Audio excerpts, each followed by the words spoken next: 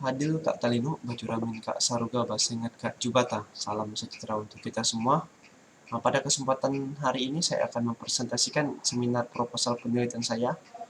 Pertama-tama yang terhormat kepada dosen pembimbing utama Ibu Sri Rezeki SSI MSc, dosen pembimbing pembantu Bapak Dr. Engineering Ferry Hadari ST Magister Engineering IPM, dan penguji utama Bapak Syarul Khairi SSI Magister Engineering, dan penguji kedua Ibu Marcelina ST MSc. Baik, izinkan saya mempresentasikan seminar saya yang berjudul Optimasi Waktu Koagulasi pada Elektrokoagulator Air Gambut Skala Rumah Tangga. Pertama-tama untuk latar belakang, didasari dengan sebaran lahan gambut di Indonesia itu sangat luas, sekitar 20,6 juta hektar atau sekitar 10,8% luas daratan Indonesia itu merupakan luas lahan gambut. Nah, di mana di Kalimantan Barat sendiri itu sebesar 1,7 juta hektar. Apa itu lahan gambut? Lahan gambut merupakan lahan yang terbentuk dari endapan sisa residu jaringan tumbuhan yang masa lampau dan melapuk dengan ketebalan di atas 50 cm dari permukaan tanah serta memiliki sifat jenuh air. Adapun karakteristik air gambut itu memiliki ciri-ciri. Yang pertama itulah pH rendah, yang kedua itu kandungan organik tinggi, dan yang ketiga adalah intensitas warna yang tinggi. Nah, menurut Aida dan kawan-kawan 2018 telah melakukan pengujian kandungan air gambut yang ada di kota Pontianak. Hasil yang didapatkan untuk beberapa komponen berupa konduktivitas, kekeruhan, zat keasaman atau pH, zat organik, kesadahan, dan Fe itu adalah secara berturut-turut senilai 41,7 μs per cm, 4,14 NTU untuk kekeruhan, dan untuk derajat keasamannya senilai 4. Terus untuk zat organik itu sebesar 13 mg per liter, untuk kesadahan itu sebesar 754 mg per liter, dan untuk kandungan Fe itu sebesar 2,21 mg per liter. Nah, di mana angka hasil pengujian ini masih jauh di bawah standar kelayakan yang diatur dalam Peraturan Menteri Kesehatan Nomor 32 Tahun 2017. Nah, di mana menurut Menteri Kesehatan Nomor 32 Tahun 2017 beberapa parameter-parameter yang harus dipenuhi agar air memiliki kelayakan standar, itu di mana turbiditas itu senilai 25 NTU, untuk warna itu sebesar 50 TCU, untuk TDS sebesar 1000 mg per liter, untuk zat keasaman itu sebesar 6,5 sampai 8,5 pH, dan untuk zat besi itu sebesar 1,00 mg per liter, untuk mangan itu sebesar 0,5 mg per liter. Nah, tentunya dari hasil analisis ini dan merujuk pada peraturan Permenkes pada tahun 2017 nomor 32, air gambut yang ada di Kota Pontianak dan Kalimantan Barat ini merupakan air gambut yang belum layak untuk digunakan langsung. Jika kita ingin menggunakan langsung dan memanfaatkan air gambut secara maksimal, maka kita harus melakukan pengolahan terlebih dahulu. Pengolahan yang disarankan adalah dengan melakukan elektrokoagulasi. Apa itu elektrokoagulasi? Elektrokoagulasi merupakan gabungan dari proses elektrokimia dan fluktuasi dan koagulasi. Nah, di mana pada proses elektrokimia ini terdapat dua komponen, yaitu anoda dan katoda. Anoda nanti akan membentuk suatu koagulan, di mana koagulan ini yang bakal mengikat partikel-partikel sehingga menjadi vlog-vlog besar. Nah, di mana untuk katoda itu akan terjadi proses reaksi hidrolisis. Nah, faktor-faktor apa saja yang dapat mempengaruhi proses elektrokoagulasi? Yang pertama adalah kecepatan pengadukan, yang kedua itu jenis elektrolit, yang ketiga adalah jenis plat elektroda, dan yang keempat adalah durasi waktu kontak. Nah, faktor-faktor ini nantinya yang akan harus kita penuhi agar proses elektrokoagulasi ini berjalan dengan maksimal. Nah, sehingga pada penelitian ini maka saya akan berfokus pada durasi waktu kontak. Untuk rumusan masalah pada penelitian ini, berdasarkan identifikasi permasalahan di atas yang telah dijelaskan di latar belakang, maka perumusan masalah dalam penelitian ini adalah bagaimana pengoptimalan waktu koagulasi dan flokulasi pada elektrokoagulator air gambut skala rumah tangga. Tujuan penelitian ini adalah untuk mengetahui waktu kontak yang optimum dalam proses koagulasi dan flokulasi pada elektrokoagulator air gambut skala rumah tangga. Apa saja manfaat pada penelitian ini? Yang pertama adalah penelitian ini diharapkan dapat membantu masyarakat dalam mengolah air gambut menjadi air bersih yang sesuai dengan standar Permenkes nomor 32 tahun 2017 agar dapat memenuhi kebutuhan air bersih di rumah tangga. Nah, sedangkan untuk bagi akademisi, penelitian ini diharapkan dapat menjadi sumber referensi ilmiah dalam proses pengolahan air gambut menjadi air bersih. Adapun tujuan pustaka pada penelitian ini adalah yang pertama untuk dari Suwanto dan kawan-kawan pada tahun 2017 itu telah melakukan penelitian mengenai jenis elektrolit dan waktu kontak pada air gambut skala laboratorium, di mana metode yang digunakan adalah menggunakan variasi elektrolit NaCl Pro analis 0,01 molar, terus NaCl teknis dengan konsentrasi 0,01 molar, NH4Cl dengan konsentrasi 0,01 molar, dan K2SO4 0,01 molar. Sedangkan untuk variasi waktu yang digunakan adalah sebesar 30 menit, 60 menit, 90 menit, dan 120 menit. Adapun hasil penelitian yang didapatkan adalah di mana elektrolit NH4Cl memiliki efisiensi dalam penyisian Fe sebesar 90,92% dengan efisiensi warna sebesar 94,93% dan kekeruhan sebesar 99,94%. Nah, dengan waktu kontak yang dilakukan selama 120 menit. Namun, elektrolit NaCl mampu menyisihkan warna dengan persentase 88,43% dengan kekeruhan sebesar 92,71% dan EPS sebesar 91,30%. Kedua, di mana Rasida dan kawan-kawan pada tahun 2017 juga telah melakukan penelitian mengenai variasi jumlah plat, durasi waktu kontak, dan besar tegangan. Di mana penelitian ini menggunakan sampel air gambut juga. Untuk variasi yang digunakan adalah menggunakan variasi waktu dengan variasi selama 30 menit, 60 menit, dan 120 menit.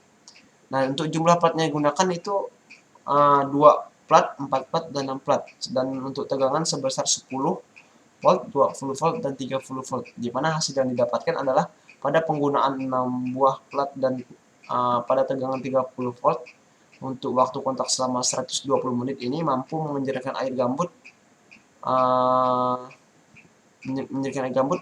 dan di mana untuk pH 4,5 menjadi 9. Nah, untuk menurunkan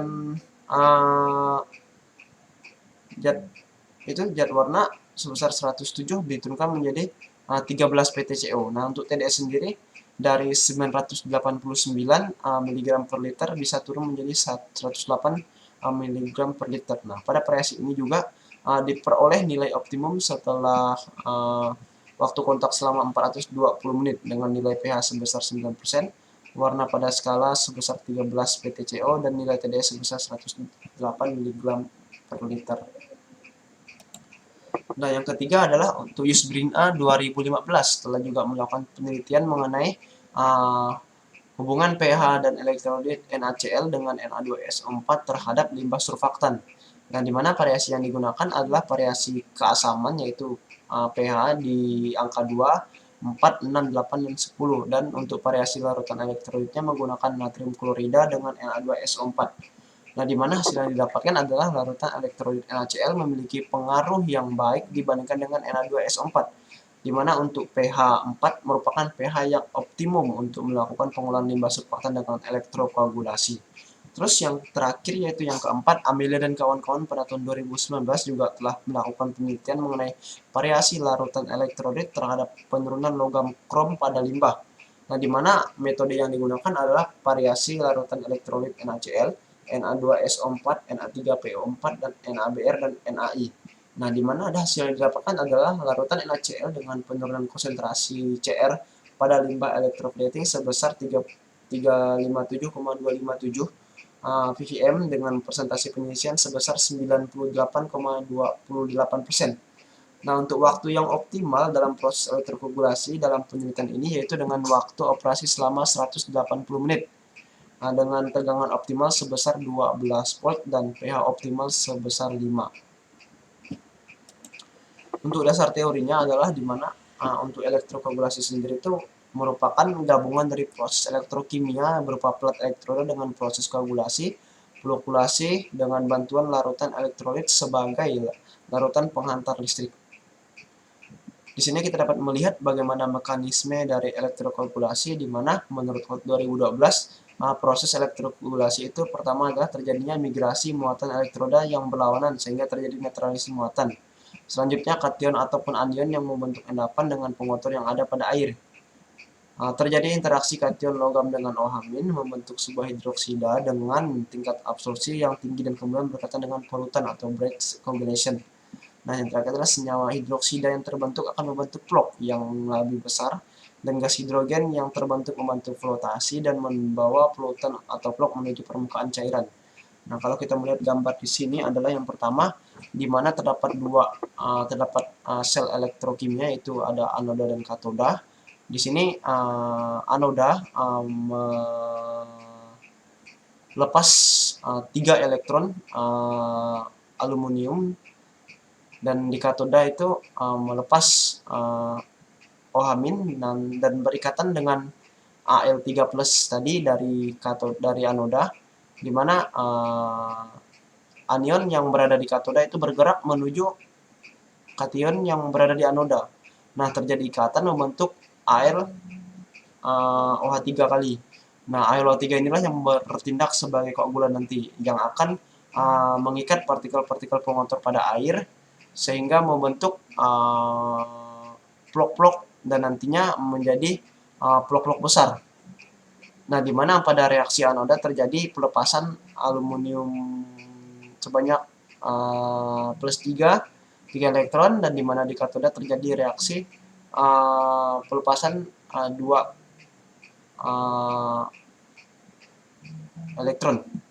Nah, di reaksi yang terbentuk adalah di mana Al bereaksi dengan hidrogen 3H2O dan terjadi AlOH3 berkaitan dengan H2O. Ini untuk dasar teori. Selanjutnya, hipotesis pada penelitian ini adalah di mana bahwa metode elektrokoagulasi ini bisa digunakan untuk menjernihkan air gambut. Pada prosesnya diduga pengaruh durasi waktu kontak dan pengadukan menjadi faktor penting. Semakin lama waktu kontak, maka semakin baik hasil elektrokoagulasi yang dihasilkan, dikarenakan jumlah plok-plok yang terbentuk akan semakin banyak. Selanjutnya, untuk metodologi penelitian ini adalah bahwa penelitian ini akan dilaksanakan pada bulan November sampai dengan Desember 2021 yang berlokasi di Jalan Reformasi Kang Teknik, Pontianak Tenggara. Nah, untuk alat-alat dan bahan yang digunakan pada penelitian ini adalah di mana untuk alat sendiri itu ada power supply, ada elektroda aluminium, ada tangki berpengaduk dengan kapasitas 200 liter, terus ada botol plastik, terus ada pH meter, ada spektrofotometri serapan atom atau SLA, dan ada timbangan analitik. Sedangkan untuk bahan yang digunakan adalah garam dapur atau NaCl yang akan bertindak sebagai elektrolit pada proses elektrokoagulator ini. Terus yang terakhir adalah air gambut. Nah, untuk rangkaian alatnya adalah dapat kita lihat pada gambar di sini, di mana ini merupakan power supply yang langsung dialiri dengan listrik dan dialirkan langsung ke plat aluminium yang akan kita gunakan yang bertindak sebagai sel elektrokimia. Nah, di mana di sini adalah bentuk elektroda yang kita gunakan, dan di sini ada gambar pengaduk agar nantinya pada proses yang terjadi di dalam tangki larutan akan teraduk secara terus-menerus. Nah, ini merupakan outlet yang keluaran, dan ini untuk komponen-komponen yang ada dalam panel box. Situ juga dilengkapi dengan timer, dilengkapi dengan relay utama, relay control, dengan speed controller, juga dilengkapi dengan power supply, dilengkapi dengan saklar elektrolisis. Terus untuk tahapan penelitian ini adalah yang pertama kita melakukan analisis sampel. Nah, analisis sampel ini kita lakukan dengan memperhatikan komponen pH, kekeruhan, warna, zat organik, logam besi, dan logam mangan.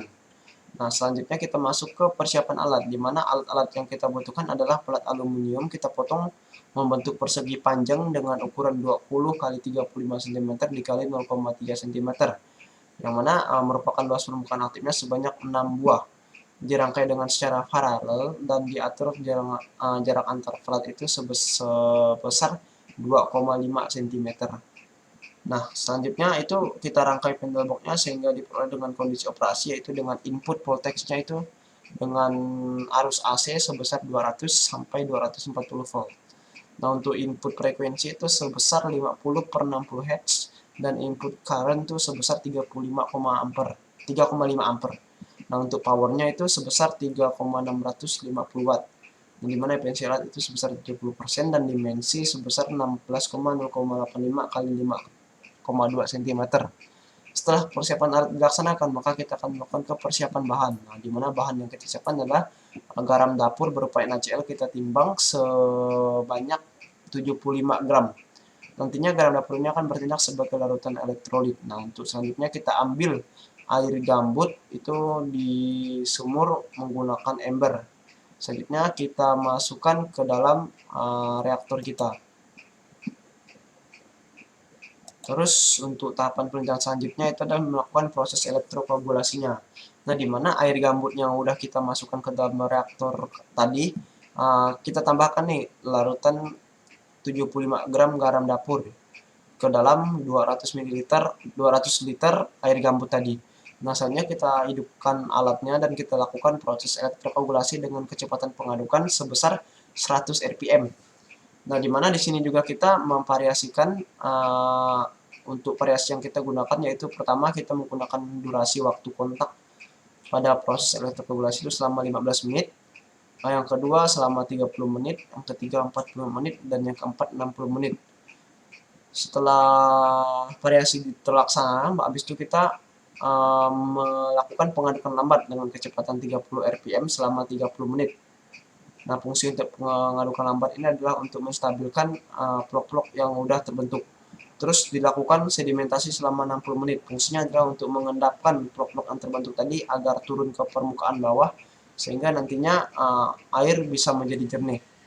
Nah, setelah proses elektrokoagulasi dilakukan, maka kita akan melakukan analisis akhir, di mana sampel yang telah kita elektrokoagulasi tadi kita ambil ke dalam botol 150 ml untuk dianalisis menggunakan SSA dengan komponen analisis itu pH, kekeruhan, warna, zat organik, logam besi Fe, dan logam mangan Mn.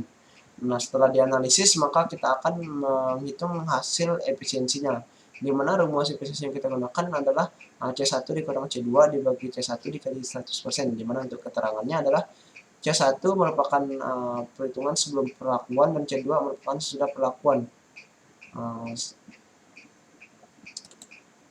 Sekian dari presentasi seminar proposal saya.